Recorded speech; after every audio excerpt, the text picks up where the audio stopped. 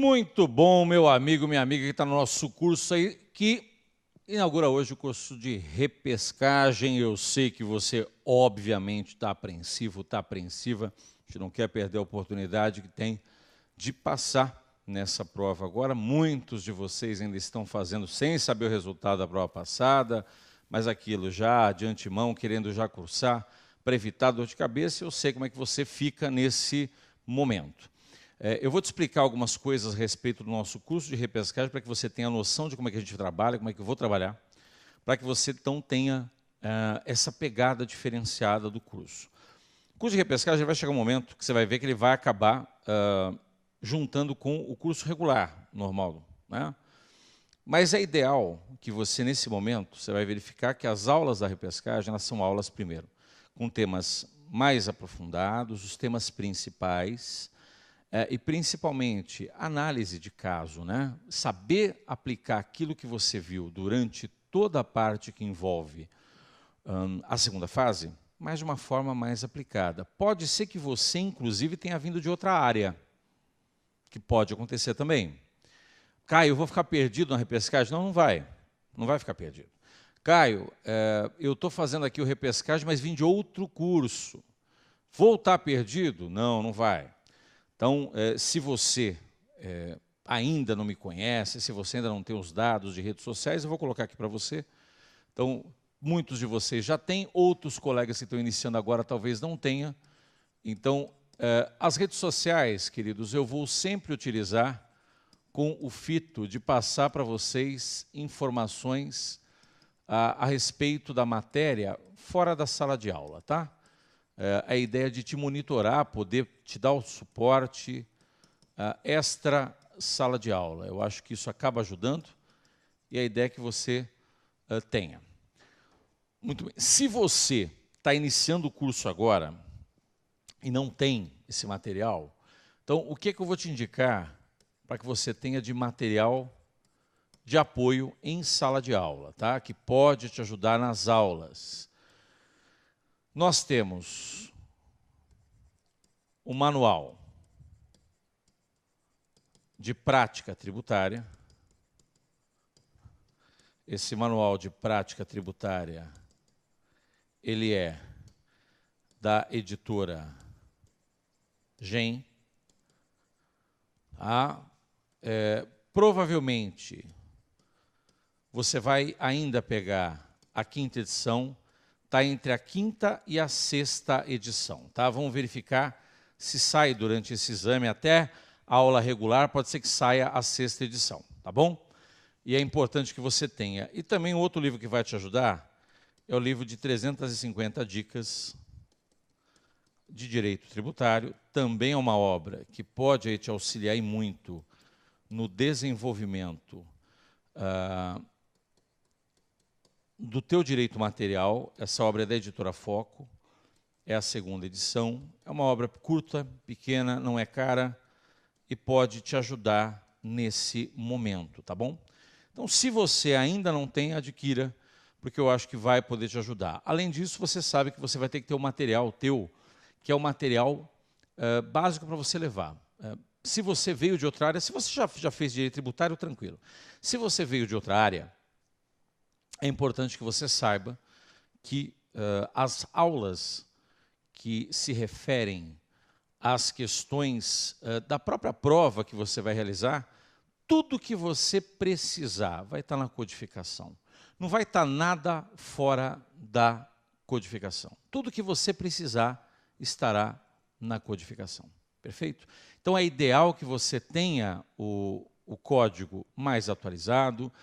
Existe, sim, a necessidade, eu até falo isso para a galera, né, se você puder ter os dois códigos, né, o VADMECO maior e o menor, é importante. Por quê? Porque um traz normatização geral de vários outros temas e o outro vai trazer informações que se referem à legislação tributária. Por exemplo, não vai adiantar você pegar o VADMECO maior, tentar achar a legislação do ICMS, que não vai ter.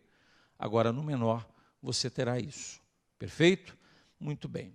Vejam, é óbvio que quando a gente está na segunda fase, você vai focar e muito, tanto na parte processual, sem deixar de descuidar, entretanto, do direito material. Você não pode deixar de lado direito material. Direito material é algo que você deve observar todos os dias. Você vai ver como isso vai te ajudar a desenvolver muito, seja a própria tese, seja as próprias questões discursivas, você não pode deixar de lado. Você tem que ter contato todo dia com o direito material. E, além disso, a parte processual, você vai verificar que o que mais deve ser importante a você é a análise de cabimento da própria peça, porque a forma em si, ela não é complexa, você consegue resolver de boa, mas eu fico muito preocupado com a parte que envolve o cabimento da peça propriamente dita. Perfeito? Então, eu vou separar para você de que forma hoje o processo ele se apresenta, o que você tem que ficar de olho, o que você deve observar, e depois, a parte de direito material, os temas principais para você estudar. Beleza? Vamos lá aqui comigo? Então, dentro da parte que envolve o processo tributário,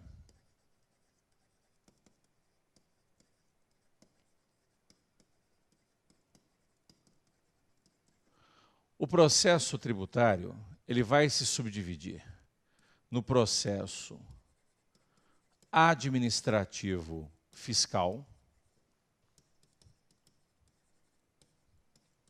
Então, processo administrativo fiscal. Atualmente, esse processo continua sendo regulamentado pelo decreto 70.235 de 72 e, subsidiariamente, você vai utilizar a lei 9784 de 99. Então, essa aqui, ela é subsidiária. Preste atenção sempre nas questões que envolvem o decreto 70.235 de 72. E você tem também, além disso, você também tem o processo tributário, que é judicial, né? E na parte judicial, ela se subdivide de duas formas. Você tem as ações que pertencem ao fisco e as ações que pertencem ao contribuinte. Veja, do fisco, você tem tanto a possibilidade de execução fiscal, e a execução fiscal rege-se por uma norma própria. A gente tem a lei 6830 de 80, com alterações posteriores, e você tem também a medida cautelar fiscal. A medida cautelar fiscal se rege pela lei 8937 de 92. Então, você tem tanto a medida cautelar fiscal, como você tem a ação de execução fiscal. Caio, peça para a gente desse tema. Eu acho completamente, das ações de iniciativa do fisco, extremamente improvável. Por quê? Porque nós temos, e você tem que tomar cuidado, nós temos a necessidade de, para admitirmos a condição de procurador, de procuradora, você precisa de concurso público. E, necessariamente, nesse concurso, você precisa apresentar a numeração da OAB.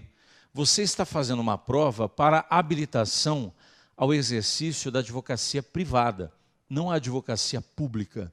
Então, você precisa se ligar nas questões que envolvem a advocacia privada. Agora, o que eu te digo de antemão? É óbvio que você precisa deixar essas duas legislações separadas, porque elas podem ser objeto de questionamento, inclusive na parte que envolve as questões discursivas, e no caso de execução fiscal, até mesmo na defesa do executado.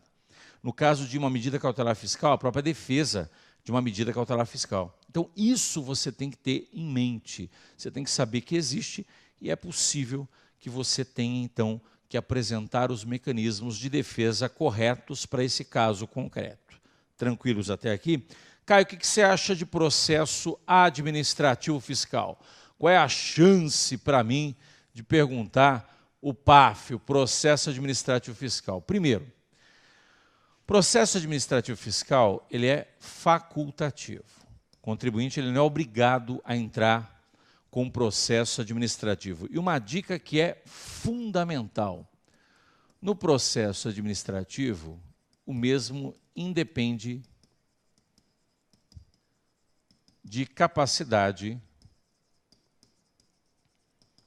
postulatória.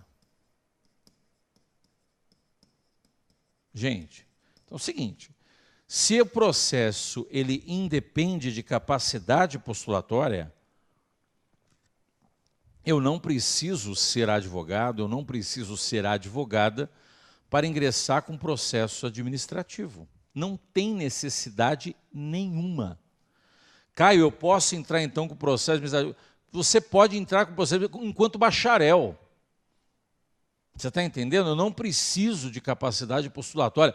O próprio cliente pode entrar com essa medida. O próprio cliente, o próprio contribuinte, ele pode fazer isso.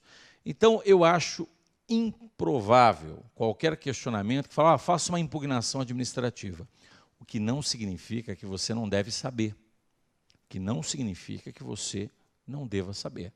Ah, eu tenho que saber? Tem, porque eu já te falei. É possível que seja questionado nas questões discursivas esse tema. Beleza? Então, assim, não descuide. Deixe sempre a legislação separada. É importante para que você faça depois uma leitura mais apurada.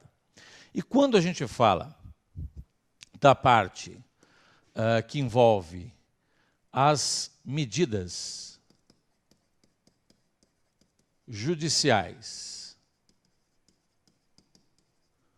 do contribuinte ou de iniciativa do contribuinte, lembre-se que tudo parte a partir de uma notificação. Então, eu sempre vou observar isso aqui, primeiramente. E quando se fala da notificação, é óbvio que essa notificação ela vem com o nome técnico de lançamento. É uma notificação. Então, quando você observa, olha, tenho notificação, se a resposta for, olha, não tem notificação, o contribuinte não foi notificado, o contribuinte ele não foi informado, o contribuinte ele pode apresentar a sua defesa através de seu advogado de duas formas, ou por meio de uma ação declaratória, ou por meio de um mandado de segurança. Então, ou por declaratória, ou por meio de mandado de segurança. Agora, o contribuinte teve a notificação? Se a resposta for, olha, teve sim, viu? O contribuinte foi notificado, sim. Você vai fazer uma segunda pergunta, um segundo questionamento. Se houve, nesse sentido, alguma execução fiscal.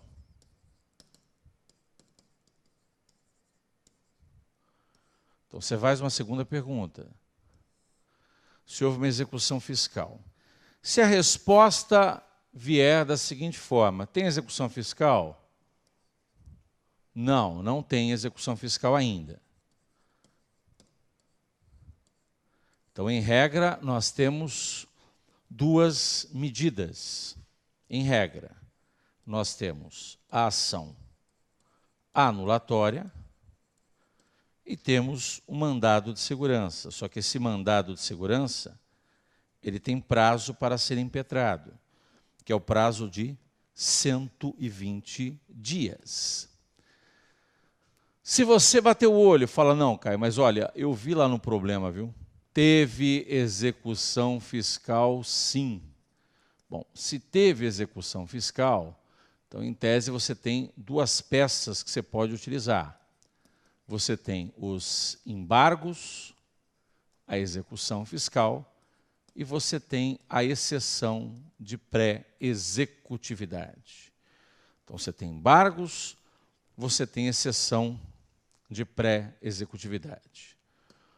Quando aparecer para você, olha, houve um pagamento indevido, o contribuinte pagou indevidamente, não importando A culpa de quem?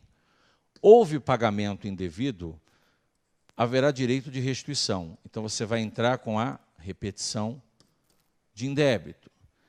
E se nós tivermos questões que envolvem recusa,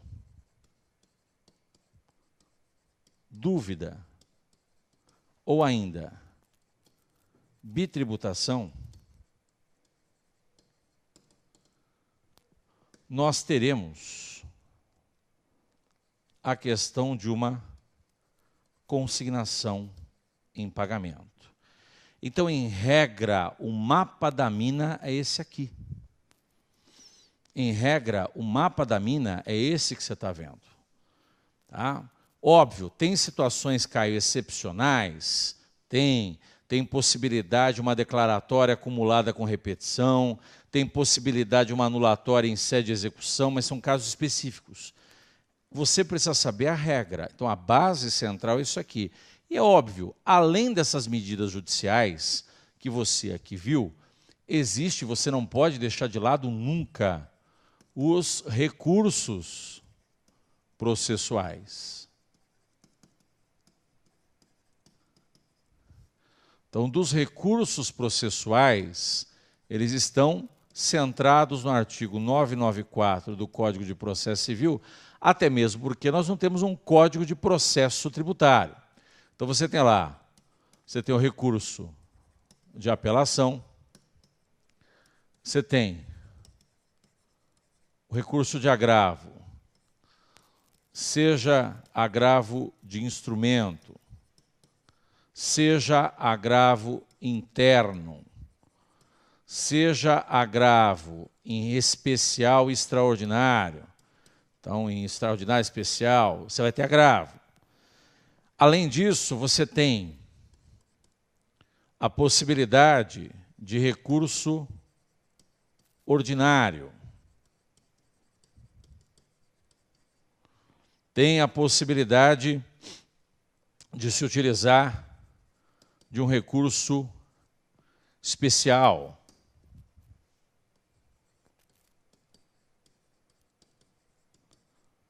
De um recurso extraordinário.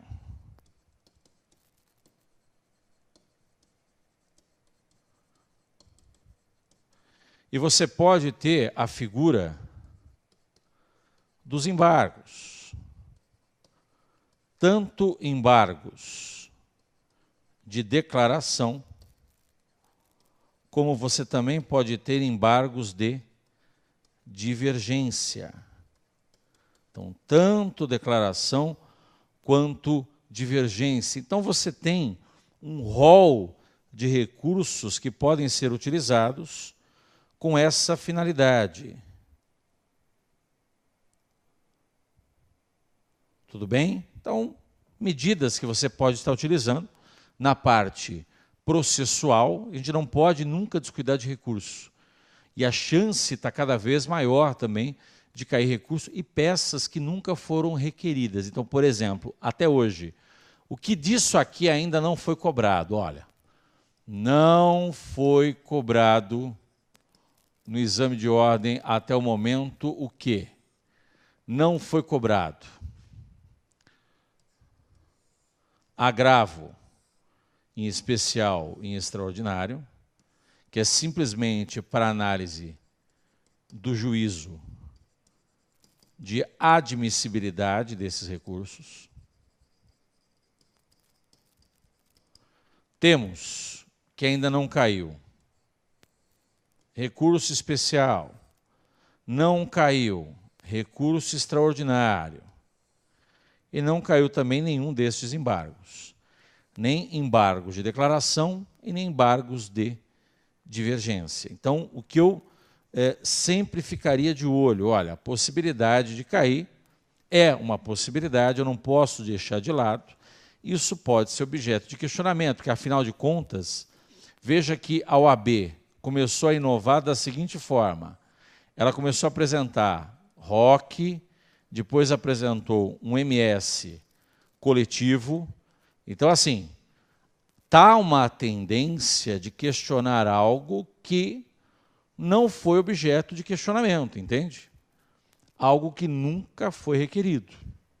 Então a gente tem que ficar esperto, tem que ficar esperta para não ser pego de surpresa em relação a essas informações.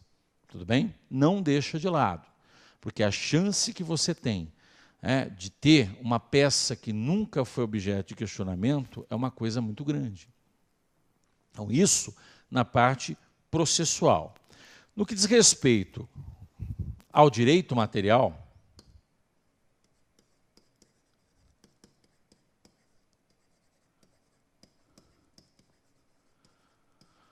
nós temos a parte que é constitucional e temos a parte que envolve a normatização geral.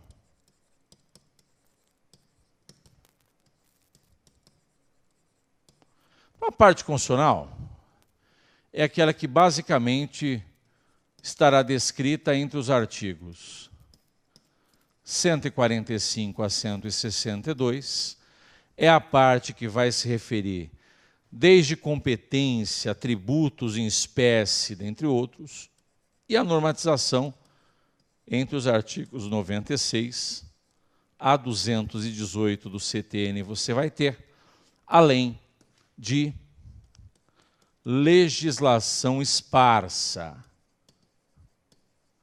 Da legislação esparsa, o que é que eu deixaria de lado? O que é que eu faria nesse sentido? Então, quando eu falo de legislação esparsa, eu estou dizendo o seguinte. Aliás, deixa eu só colocar para você o seguinte, querido.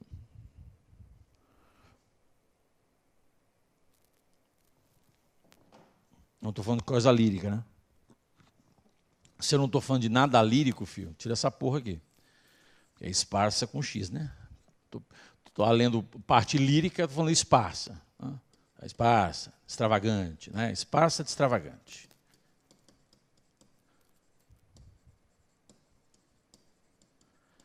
Da legislação extravagante, você vai separar o quê? Aquela legislação dos tributos em espécie. Dos tributos em espécie. Então, isso passa a ser relevante, passa a ser importante para você separar. E eu friso já a você, tudo o que você precisar, tudo o que você precisar, estará na codificação. Você não vai ter problema nenhum em relação a isso. Então, o curso de repescagem ele vai ser um curso mais densificado, passando para você informações mais pontuais, mais especificadas, mas eu não tenho dúvida nenhuma que você terá condições de estar acompanhando e, principalmente, de estar arrebentando a boca do balão com a gente. Beleza? Você não vai deixar de lado também a observância da legislação esparsa. Aquela que vem totalmente espalhada no texto constitucional, não está no CTN, não está no texto constitucional. Essa legislação esparsa é aquela que vai falar sobre, em tese, os tributos em espécie. Então, você vai falar lá, por exemplo, da legislação que envolve a Lei Complementar 87/96, que é para o ICMS, a Lei Complementar 116, em 2003, que é para o ISS, são leis nacionais, a Lei Complementar 123, de 2006, que trata do Simples Nacional. Então, são essas legislações que você, em regra, vai observar com relação à situação que envolve a parte de tributação. Então, queridos, tudo aquilo que você precisar, tudo que você depender, vai estar na codificação. Então, nada do que você terá na tua segunda fase vai estar fora da legislação e, consequentemente, da jurisprudência. Você viu que prova passada caiu muitas súmulas, e isso é uma tendência do exame de ordem, tá bom? Eu aí agradeço a tua confiança, seja muito bem-vindo ao nosso curso de repescagem, e o que você precisar, nós estaremos aqui à sua disposição, tá bom? Um forte abraço, eu espero vocês aí no decorrer das nossas aulas. Tchau!